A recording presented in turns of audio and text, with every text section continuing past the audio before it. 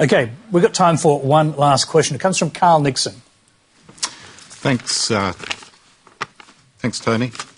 My question's to Chris Richardson. You commented a few years ago, and in fact today, that our younger generation should be rioting in the streets due to the growing intergenerational inequality.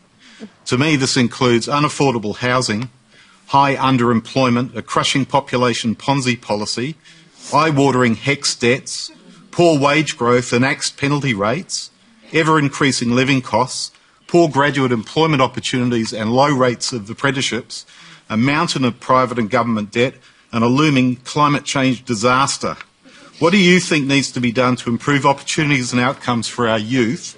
Or should we just let them eat cake and await a Piketty moment?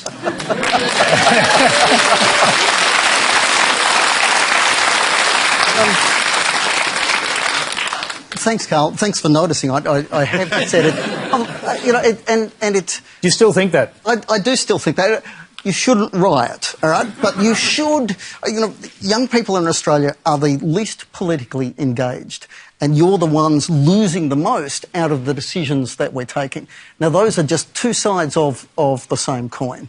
You look at some of the disastrous decisions that have been made over time, assuming a China boom was permanent and spending on ourselves, disastrous decisions in super, we can and should do better in climate change. All this sort of stuff.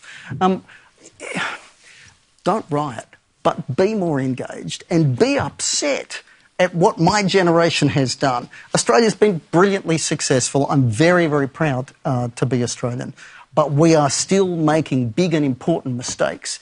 And it's going to be up to you guys to stop some of that damage before it gets worse. Chris, I'm just going to quickly get you to give them some advice, since you're suggesting not rioting but getting angry.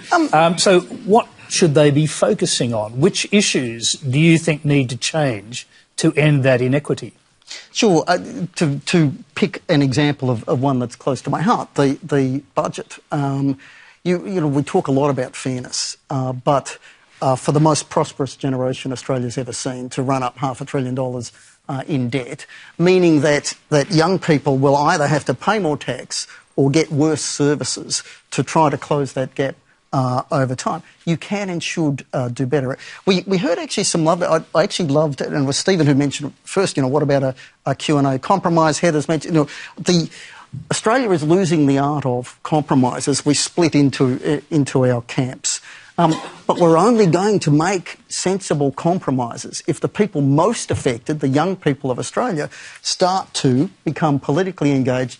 And I mean, do research, hear what the experts are saying and try to get better outcomes. Now, I'd love to go around the rest of the panel on this, but I'm told we're out of time.